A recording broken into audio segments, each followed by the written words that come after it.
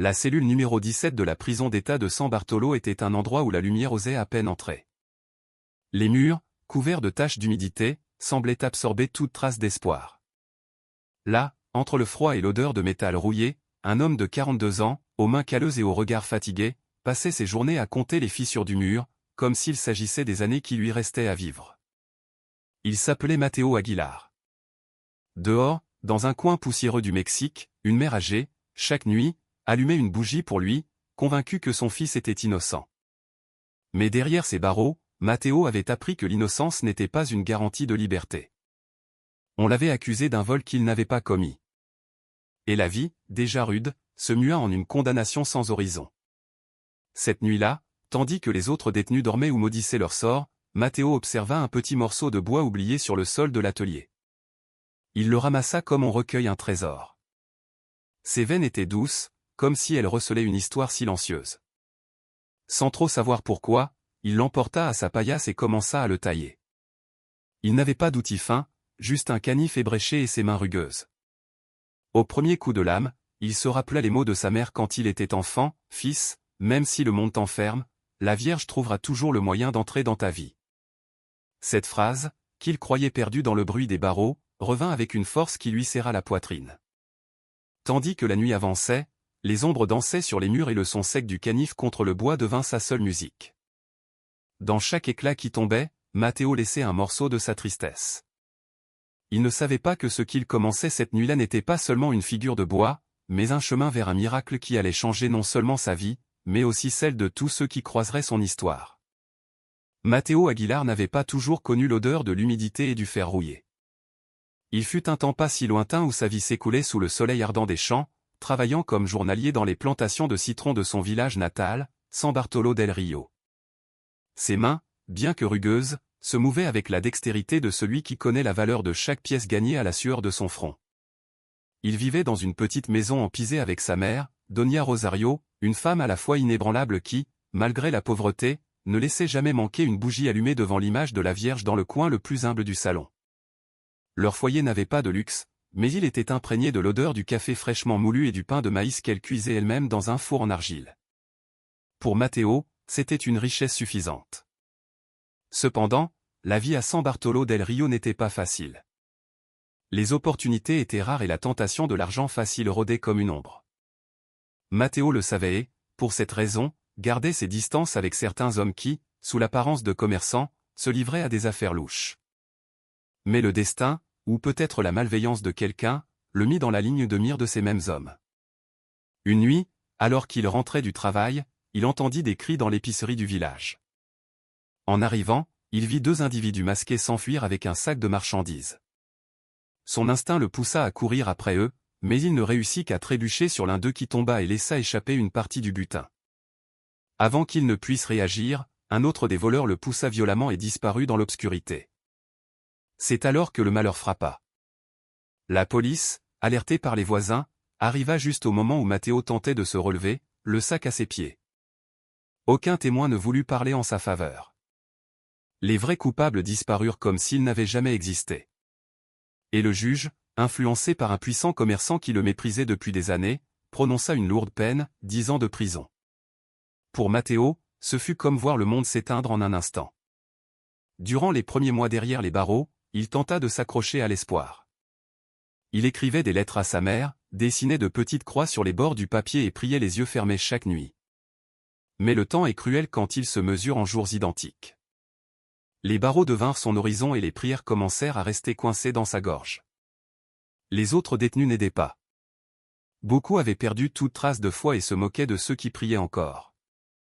Ici, même Dieu n'entre pas, lui dit un jour un homme tatoué de la tête aux pieds et aux yeux aussi vides que les murs de la cellule. Matteo ne répondit pas, mais ces mots le hantèrent pendant des jours entiers. C'est alors qu'il commença à ressentir le véritable vide. Ce n'était pas seulement le manque de liberté, mais le sentiment que sa vie avait perdu tout sens. Les mains qui auparavant cueillaient les citrons et prenaient soin de la terre n'avaient plus rien à toucher que le froid métal du lit.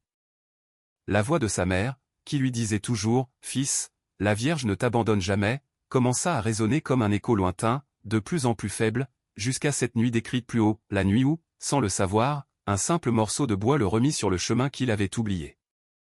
Alors que le canif ébréché traçait la première ligne sur le bois, quelque chose en lui, au plus profond, sembla s'allumer. C'était faible comme une braise cachée sous des cendres, mais c'était là.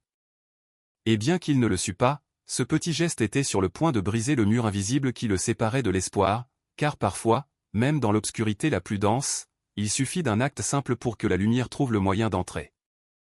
La petite étincelle que ce morceau de bois avait allumée dans le cœur de Matteo commença à grandir de jour en jour. Chaque fois que l'atelier fermait, il cherchait sur le sol ou dans les recoins de la prison un morceau de bois qu'il pourrait tailler. Il ne le faisait pas par divertissement. C'était comme si, en faisant glisser la lame émoussée sur les veines, son esprit pouvait échapper un instant à ces murs froids. Mais la prison n'était pas un endroit pour les gestes délicats. Les autres détenus regardaient d'un air méfiant ce qu'il faisait. Certains se moquaient, « Qu'est-ce que tu vas faire avec ça, Aguilar? Un jouet pour la Vierge qui ne vient pas ?» D'autres le prévenaient que s'il continuait, quelqu'un le lui arracherait pour le vendre dehors. Il ne répondait pas, il continuait simplement comme si le bois parlait une langue que lui seul comprenait. Un après-midi, alors qu'il travaillait à l'atelier, il trouva un morceau de cèdre plus grand que d'habitude. Il le souleva et, dans son esprit, il pouvait déjà voir le contour d'un visage. C'était une impulsion, presque une certitude, il devait sculpter la Vierge. Il ne savait pas pourquoi. Peut-être était-ce le souvenir de sa mère, peut-être un besoin de s'accrocher à quelque chose en quoi il croyait encore, bien qu'à voix basse. Les nuits suivantes, il s'enfermait en lui-même. L'image prenait forme, le manteau, le visage serein, les mains jointes en prière. Mais plus il avançait, plus il ressentait un étrange mélange de paix et d'anxiété, comme s'il touchait quelque chose qui n'appartenait pas entièrement à ce monde. Le point de rupture arriva un matin. Il était sur sa paillasse, repassant soigneusement les plis du manteau quand un bruit métallique le sortit de sa concentration. La porte de la cellule s'ouvrit avec un grincement et le gardien Ramirez apparut avec sa lampe de poche braquée directement sur le visage de Matteo. « Qu'est-ce que tu as là ?» demanda-t-il d'un ton sévère. Matteo hésita. S'il le lui prenait, il savait qu'il ne le récupérerait pas. Mais en voyant le regard dur du gardien, il leva la figurine encore inachevée. La lumière de la lampe de poche éclaira le visage sculpté et, un instant, quelque chose changea dans l'expression de Ramirez. Ce n'était pas de la tendresse, ni de la compassion. C'était comme un choc silencieux de souvenirs. Cependant, la règle était claire, aucun détenu ne pouvait posséder d'objets tranchants ou de pièces non autorisées. Ramirez le lui arracha et, sans dire un mot de plus, ferma la porte avec force. Matteo sentit que quelque chose en lui se brisait. Cette figurine était la seule chose qui le maintenait en vie dans un endroit qui l'étouffait. Il passa la journée suivante plongé dans une rage silencieuse. Il ne parla à personne, ne mangea pas. Les heures s'étiraient comme des chaînes lourdes. Dans sa tête, la voix de sa mère revenait encore et encore, « La Vierge trouvera toujours le moyen. » Mais maintenant, cela sonnait comme une moquerie. À la tombée de la nuit, Ramirez revint. Sans ouvrir la porte, il laissa tomber quelque chose enveloppé dans un morceau de tissu sous les barreaux. Matteo le prit de ses mains tremblantes. C'était la figurine intacte. Le bois semblait plus doux, comme s'il avait été poli. Ramirez ne dit pas un mot, il le regarda juste une seconde de plus que nécessaire et s'éloigna. Cette nuit-là, Matteo tailla jusqu'à ce que la fatigue le vainque. Le visage de la Vierge était presque complet et, tandis qu'il travaillait sur les derniers détails, il sentit la tension des semaines commencer à se relâcher. Mais il n'imaginait pas qu'il était sur le point de franchir une ligne invisible, celle qui sépare le quotidien du miraculeux, car dans quelques heures seulement, quelque chose se produirait dans cette cellule que personne, ni détenu ni gardien, ne serait capable d'oublier. L'aube tombait sur la prison de San Bartolo comme un lourd manteau. Le silence n'était rompu que par le goutte-à-goutte constant d'une canalisation cassée et le frottement métallique des barreaux quand le vent s'engouffrait par les fentes. Matteo était éveillé, assis sur sa paillasse, la figurine de la Vierge entre les mains. Il avait passé des heures à revoir chaque détail, le pli du manteau, la douceur des joues, la légère inclinaison de la tête. À la lumière tamisée de l'ampoule du couloir, la sculpture semblait prendre vie, projetant des ombres qui dessinaient un visage plus réel que ce que le bois pouvait offrir. C'est alors que la première chose se produisit. Une odeur douce et suave commença à emplir la cellule. Ce n'était pas l'odeur habituelle d'humidité et de sueur. C'était un parfum frais, comme des fleurs fraîchement coupées, avec une note qui rappelait le jasmin et le lys. Matteo cligna des yeux, confus. En prison, il n'y avait pas de fleurs, et encore moins dans cette aile oubliée.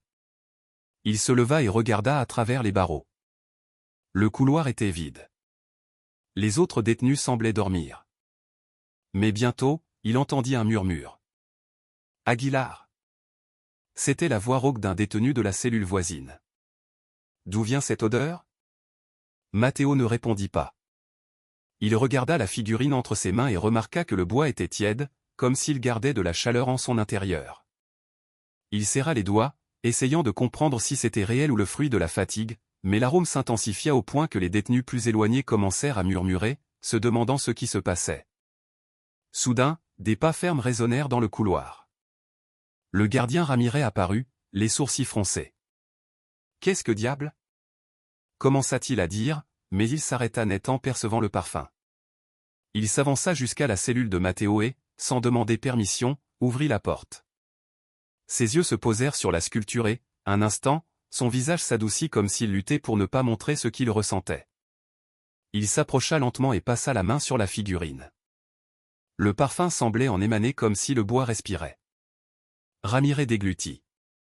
Ses souvenirs le ramenèrent à son enfance, aux processions de son village, quand sa mère plaçait une guirlande de fleurs blanches sur la Vierge de l'autel.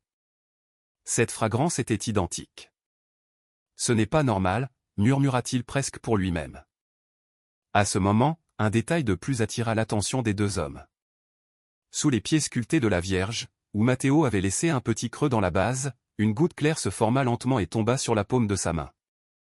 Ce n'était pas de l'eau ordinaire, elle avait une texture légère, huileuse, et un éclat doré, à peine perceptible. Le gardien recula d'un pas, choqué. Matteo, en revanche, sentit que quelque chose en lui s'allumait avec force. Il ne pouvait pas l'expliquer, mais une paix profonde l'enveloppait, une certitude qu'il n'était pas seul. Le murmure des détenus augmenta, certains demandant à voir la figurine, d'autres priant à voix basse. Ramirez regarda Matteo avec un mélange de respect et de peur. Sans rien dire de plus, il referma la porte et s'éloigna, non sans lancer un dernier long regard à la sculpture, comme quelqu'un qui sait qu'il vient de témoigner de quelque chose qui n'appartient pas à ce monde. Cette nuit-là, le parfum ne se dissipa pas. Au contraire, il sembla imprégner les murs, l'air et même les rêves de ceux qui y dormaient. Et pour Matteo, cette fragrance n'était pas seulement un mystère, c'était un signe clair et lumineux que la promesse de sa mère commençait à se réaliser. La nuit dans la cellule numéro 17 devint différente de toutes les autres. Le parfum émanant de la figurine en bois non seulement persistait, mais semblait plus intense, comme s'il se propageait lentement, caressant chaque recoin de l'air. Matteo, assis sur sa paillasse, tenait la sculpture contre sa poitrine, incapable de détacher ses yeux du visage serein qu'il avait sculpté. Le sommeil le fuyait. Il ne savait pas si c'était à cause de l'émotion ou d'une sorte de force invisible qui le maintenait éveillé. Les ombres sur le mur, projetées par la lumière tamisée du couloir, commencèrent à bouger avec un rythme doux, comme si elles dansaient au gré d'un vent que l'on ne sentait pas sur la peau. C'est alors qu'il l'entendit. Une voix aussi claire et chaleureuse qu'un murmure à son oreille, « Matteo !» L'homme resta immobile. Il n'y avait aucun doute, quelqu'un l'avait appelé par son nom, mais cela ne venait d'aucune cellule proche. La voix était douce, féminine, chargée d'une paix impossible à décrire. Il regarda autour de lui cherchant une origine logique, mais ses yeux s'arrêtèrent sur la figurine en bois. Le visage sculpté qu'il avait tant de fois observé semblait différent. Les lèvres finement dessinées étaient maintenant légèrement courbées en un sourire subtil. Et les yeux n'étaient plus de simples fentes, ils reflétaient une lueur humide, comme s'il regardait réellement. « N'aie pas peur », continua la voix. « J'ai écouté chacune de tes prières, même celles que tu pensais perdues dans le silence. » Matteo sentit sa peau se hérisser. Une chaleur douce, comme celle d'une étreinte maternelle, l'enveloppa. Ce n'était pas de la peur qu'il ressentait, mais un mélange de révérence et d'un profond soulagement. « Ta mère n'a jamais cessé de me demander de veiller sur toi, » dit la voix. « Et aujourd'hui, je veux te rappeler que tu n'es pas seul. » À cet instant, la cellule fut emplie d'une lumière dorée et tamisée, mais suffisante pour effacer la pénombre. Elle ne provenait ni de l'ampoule du couloir ni d'aucune fissure. C'était comme si la figurine elle-même l'irradiait. La lumière baigna le visage de Matteo et, un instant, il put voir clairement, devant lui, il n'y avait plus la sculpture de bois, mais une femme au manteau d'un bleu profond avec un voile qui tombait doucement sur ses épaules. Son regard était si pur que tout mot humain serait insuffisant. « Fais confiance, mon fils, murmura-t-elle. Bientôt la vérité éclatera et, en attendant, porte ma paix à ceux qui t'entourent, même ici. » Matteo, les larmes coulant sur ses joues, put à peine balbutier, « Mère, est-ce vraiment vous ?» Elle souriait, ce faisant, le parfum s'intensifia, emplissant son cœur d'une joie qu'il n'avait pas ressentie depuis des années. Il tendit la main et, bien que la distance entre eux fût minime, Matteo sentit le contact chaud et réel sur ses doigts, comme si le bois avait pris vie.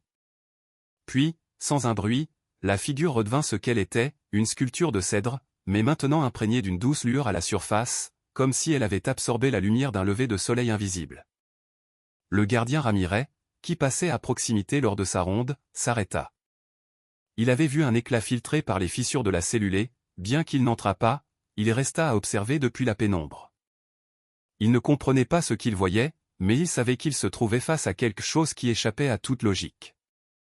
Matteo, les mains encore tremblantes, serra la figurine dans ses bras et ferma les yeux. Il ne savait pas combien de temps s'était écoulé, mais il était sûr d'une chose.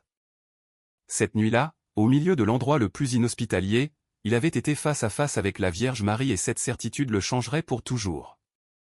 Au lever du jour, la prison de San Bartolo était étrangement silencieuse. L'écho des cris et des disputes habituelles ne se faisait pas entendre. Dans la cellule numéro 17, Matteo restait assis, la figurine en bois entre les mains, encore tiède. Ses yeux étaient rougis, non par la fatigue, mais par l'émotion qui l'avait submergé pendant la nuit. Il ne pouvait s'empêcher de repasser chaque mot de cette voix. Il sentait que quelque chose en lui avait changé de manière irrévocable. Le poids de la rage, du ressentiment et du désespoir s'était dissous comme du sel dans l'eau. À la place, il restait un calme serein, une force douce mais ferme, qui le poussait à continuer à respirer et à regarder les autres avec de nouveaux yeux. Le premier témoin de ce changement fut le gardien Ramirez lui-même. Lors de la distribution du petit déjeuner, il s'arrêta devant la cellule de Matteo. Un instant, leurs regards se croisèrent. Ramirez n'était pas un homme de parole facile, mais ce matin-là, il laissa un morceau de pain supplémentaire sur le plateau. Il ne dit rien, se contenta d'acquiescer et poursuivit son chemin. Matteo sourit légèrement. Il comprit que ce geste était plus qu'une faveur. C'était une reconnaissance silencieuse de ce qu'il avait vu la nuit précédente. Au fil des heures, le parfum persistait, non pas avec la même intensité, mais suffisamment pour que chaque détenu passant près de la cellule de Matteo s'arrête. Certains demandaient d'où il venait, d'autres, plus incrédules, murmuraient que peut-être Aguilar avait caché quelque chose. Mais le plus surprenant fut qu'au lieu de moqueries ou de menaces, des conversations commencèrent à surgir. « Tu pries aussi pour nous, Aguilar ?» demanda un homme grand avec des cicatrices sur les bras. « Pour tous, » répondit Matteo, sans hésiter. Ce simple échange marqua un avant et un après. Chaque nuit, tandis que la prison s'enfonçait dans la pénombre, 2 ou 3 détenus s'approchaient des barreaux de sa cellule pour l'écouter parler de la paix qu'il avait ressentie, de l'amour d'une mère qui n'abandonne pas ses enfants et de comment, même dans l'endroit le plus sombre, l'espoir peut fleurir. En quelques jours, l'ambiance dans son couloir commença à changer. Les insultes devinrent moins fréquentes. Certains commencèrent à partager le peu qu'ils avaient, un paquet de biscuits, un vieux livre, un verre de café tiède. Ramirez, qui avait toujours marché avec une expression dure, commença à s'arrêter lors des conversations, écoutant du coin de l'œil. Un après-midi, tandis que la lumière du soleil pénétrait faiblement par les hautes fenêtres, Matteo vit quelque chose qui le toucha profondément. 2 détenus qui ne se parlaient plus depuis des années, ennemis déclarés, s'assirent ensemble devant sa cellule. Ils ne dirent pas grand-chose, mais partagèrent le silence. Et c'était déjà un miracle en soi. La transformation ne se limita pas aux autres. Matteo commença à écrire des lettres à sa mère avec un ton différent. Ce n'étaient plus des plaintes, mais des mots de gratitude et de foi. Il lui racontait que même s'il était toujours enfermé, son cœur se sentait libre et dans chaque lettre il décrivait le visage de la Vierge, tel qu'il l'avait vu, dans l'espoir qu'un jour sa mère puisse aussi le contempler. Ramirez, de son côté, commença à demander des quarts de surveillance dans ce couloir. Certains de ses collègues le remarquèrent, mais il ne donnait pas d'explication. Ce qu'il avait vécu cette nuit-là n'était pas quelque chose qui pouvait être décrit avec des phrases courtes. Il savait seulement que chaque fois qu'il passait devant la cellule 17 et voyait la figurine en bois, une sensation de paix lui parcourait la poitrine, comme un bon souvenir qui refuse de mourir. La prison, aussi dure et froide qu'elle fut, avait changé. Non pas dans sa structure de fer et de pierre, mais dans le cœur de ceux qui l'habitaient. Et tout, d'une manière inexplicable, semblait tourner autour de cette petite figurine, sculptée par des mains calleuses et baignée d'un parfum qu'aucun humain ne pourrait fabriquer. Matteo comprit que le miracle n'était pas terminé. Ce qui s'était passé la nuit de sa rencontre avec la Vierge n'était que le début. Maintenant, le véritable défi était de maintenir cette flamme vivante et de laisser sa lumière se répandre encore plus loin au-delà des murs qui le retenaient prisonnier. Les mois passèrent et la prison de San Bartolo n'était plus la même pour ceux qui habitaient le couloir de la cellule 17. La dureté du régime et le poids des condamnations n'avaient pas disparu, mais quelque chose d'invisible avait changé dans l'air. Les gardiens commentaient entre eux qu'il y avait moins de bagarres et moins de sanctions disciplinaires dans ce secteur. Entre les détenus, peu à peu, un pacte tacite de respect s'instaura, comme si tous comprenaient que cet endroit avait été touché par quelque chose qui ne pouvait s'expliquer. Matteo continuait à sculpter. Pas toujours des images religieuses, mais chaque morceau de bois qui passait entre ses mains portait d'une certaine manière la sérénité qu'il avait reçue cette nuit-là. La figurine de la Vierge, cependant, restait sur sa paillasse, toujours propre et protégée par un petit linge blanc que Ramirez, discrètement, lui avait procuré. Les lettres à sa mère devinrent plus porteuses d'espoir. Dans l'une d'elles, il écrivit « Mère, la Vierge non seulement m'a trouvé ici, mais elle m'a aussi appris à vivre même à l'intérieur de ces murs. Quand je sortirai, j'emporterai cette image avec moi et la mettrai à la place la plus haute de notre maison pour que tous sachent qu'elle était là. » Le jour de sa libération arriva plus tôt que prévu. Un avocat commis d'office qui avait entendu des rumeurs sur le détenu de la Vierge et son cas, décida de revoir le dossier.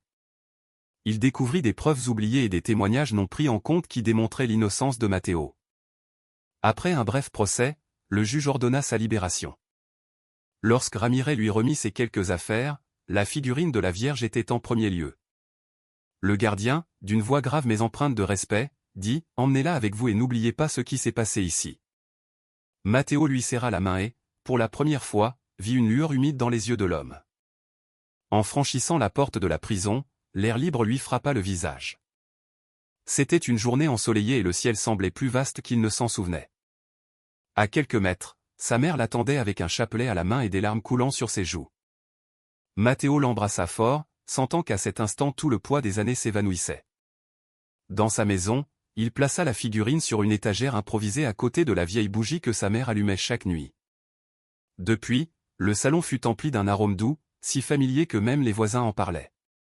Certains venaient prier, d'autres seulement pour voir l'image qui avait été en prison et avait changé tous ceux qui l'avaient vue.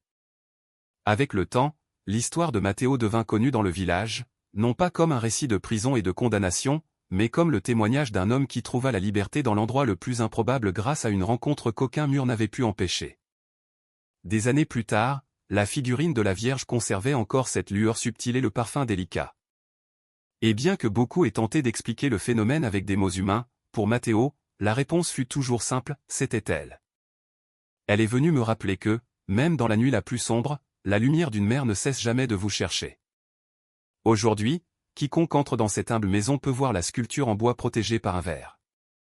Et si l'on reste en silence suffisamment longtemps, il est possible de percevoir cet arôme incomparable, le même qui un jour a empli une cellule froide et a changé pour toujours le destin de tous ceux qui l'ont respiré.